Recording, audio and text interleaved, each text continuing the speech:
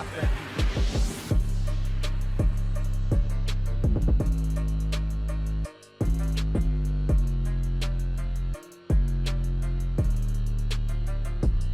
I don't trust reviewers on YouTube anymore. There are some that are actually kind of okay. There are some that I actually watch on a day-to-day basis depending on if they make a review that I'm interested in, like the Act Man. Because I know he won't bullshit me. He's not the type of person who would make a video just to bullshit people. During the hype of, Call of Duty World War II, he was really the only person who ever really tried to make a critique on the game. And it was a really well-made critique, surprise, surprise, and people started to realize that the game wasn't really as good as they really thought it was.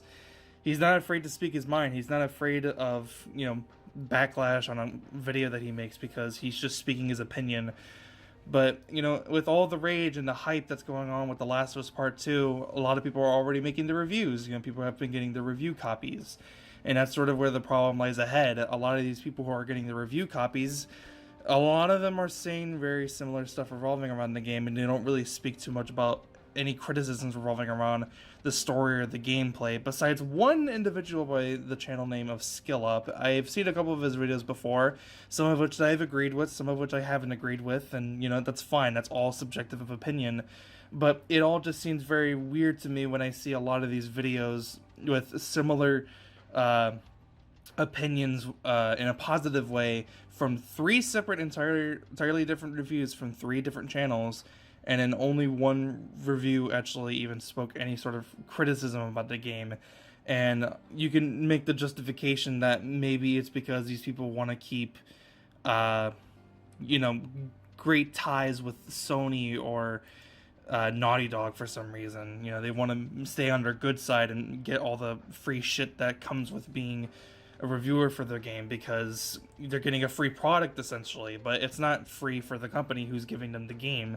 It's not free for Naughty Dog to give them a copy. They have to pay for marketing. You're essentially another way of marketing the game for people to potentially buy the game. That's the reason why they're giving you these review copies, is because they want more and more people to get interested within this game. So you can make the argument that people who are being positive for the game are doing it to market the game, get sales, and make a profit in some sort of way by having people be able to see the video, because of course the best time to launch a review is days, weeks ahead before the initial game's launch, and even on launch day, that's what some people release their reviews. And that's not really fair, because if you actually play through the game yourself and you make a review a week after the game has been released, then your views are gonna significantly diminished in compared to what they were gonna be on the launch day of the game. And it all just seems kind of weird. It all just seems kind of convenient that some of these reviews that I'm seeing that speak positively about the game have footage that are very, very similar. I don't know if it's because they're taking some footage from trailers, or for some reason conveniently they just have the same guns in their hotbar, like on Ellie's character model just in the same cutscene as another person. It can all be very convenient, but you never really can trust what they're really saying, because not only is Sony putting restrictions on what they can and cannot mention, but it could be the reviewer just not wanting to mention something because they want to stay on the good side. Like if they run into a potential bug that can hinder people's experience, they may not mention that because, of course, they still want to stay on the good side of Naughty Dog and Sony, whilst also still talking great things about the game. SkillUp was the only review that I've seen so far that actually even spoke any sort of criticism about the game, and even tried to speak negatively on the story to his best ability, by comparing it to the Star Wars sequel trilogy. And when I saw that, I was like, wow, that's really bad. And then I go and see other reviews, and they kind of gloss over it. They don't even really mention it, and that's the only reason why people are really buying this game. People who have played The Last of Us Part 1, they already know what to expect with the gameplay in terms of The Last of Us Part 2. I know that's what I was expecting. I wasn't expecting some, game-changing, genre-defying, gameplay repetition, whatever the fuck, right? I wasn't expecting something game-changing and genre-changing from The Last of Us Part 2. That's just not what I was expecting at all. The most, genre-defying thing that it's done is that all menus there's never really a loading screen. You never really see loading screens from a cutscene into gameplay, or there's never a loading screen, or the game doesn't really pause when you're in your menu and you're crafting something. That was something that they did in The Last of Us Part 1, and I thought that was a really good feature that they, implemented, because in real life, if you're in a scenario like this, you're not going to be, the whole world isn't going to pause around you. Things are still going to be moving around, and you're never going to be safe at all times. The Last of Us Part 2 does the exact same thing, but it also adds a couple of extra features that, enhance the gameplay from the first game, which is exactly what I was expecting. The only thing I was really worried about was the story and what was going to happen with the characters, because I had saw the leaks. And then when I go and see these reviews and they're talking positively about the game, with the game's graphics, the way that it runs, even though it's locked at 30 frames, it still runs pretty well. There are times where it dips under, but it's quickly rises back up to 30 frames. The gameplay is significantly improved from the first game, and blah blah blah blah blah. They don't mention anything about the story. They don't mention anything about the leaks, and of course there are restrictions and give them the benefit of the doubt that they can't really mention it at all, because Sony told them that they can't mention certain stuff outside what's already been revealed to the public. Give them the benefit of the doubt for that, but they don't even try to really give their opinions about the game. They just give the very brief plot synopsis of what happens in the beginning of the game that Naughty Dog themselves have already explained that happened. In the beginning of the game, it's been some amount of years since Ellie and Joel did that whole thing with the fireflies. A tragic event happens with Ellie in, that village of Jackson, and then she's out to go and fucking have a revenge murder party, whatever the fuck.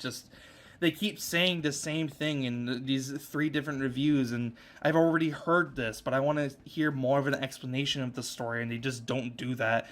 And it leads me to believe that they're purposely hiding it because they know people aren't going to buy this game if they realize that the leaks are true. And it's all just very convenient. It's all just very untrustworthy, and part of me just seriously wants to doubt these reviewers and not really care about what they really have to say. And I just have to play the game for myself. At this point, there's only one review that really talks negatively about it, whilst there are 3 others that outweigh the positives by saying, oh, but this and this is good, and they don't really talk about the story, which is the thing that I'm most interested about, which is why I'm still buying the game. That's the reason why I'm still excited for the game. I'm excited for the game just to really see what's true and what isn't. But believe me when I say this, I keep mentioning this to my friends, if I don't like something about the game in regards to the story, you better believe that I'm going to make a video about it and, cry my little fucking ass off about it.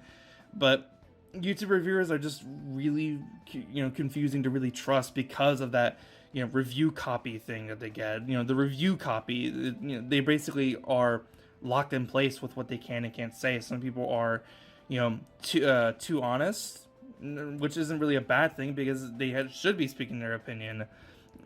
But that wasn't really what I was trying to say. Some people are holding back, let's say. That's what I was really trying to get in my mind, was people are holding back. Some people aren't honest. Some people aren't speaking their real opinions about the game. Because especially IGN, which always gives every fucking Call of Duty every year like an 8 out of 10, which is bullshit and doesn't make any goddamn sense. But what can you do? I don't know. It's all just very weird. It's all very confusing, and I just can't trust certain, reviewers on YouTube anymore. It's just, a lot of them just seem untrustworthy anymore. And it's not because they're on the side of Sony and Naughty Dog with regards to the leaks and etc. No, it's not that. It's just that I can't get the sense of trusting them because I feel like I can't, I feel like I don't know them as an individual. They just feel like some random guy who's talking about a game that I'm excited for. Like IGN and every other reviewer that exists on the Metacritic score. It's really weird. It just doesn't feel the same as how it was before when I would watch these reviews a few years back for other games. It's different, it's weird, and I just feel like I can't trust a lot of them anymore. So, whatever, I guess. I'll see you guys in the next one. That's the end of the video. This was meant to be a lot shorter than what it was originally supposed to be, but whatever. I needed another video they pulled out before The Last of Us 2 comes out. I'm not going to be able to play until Monday for reasons, but whatever. I'll see you guys next one. I'm out. Peace.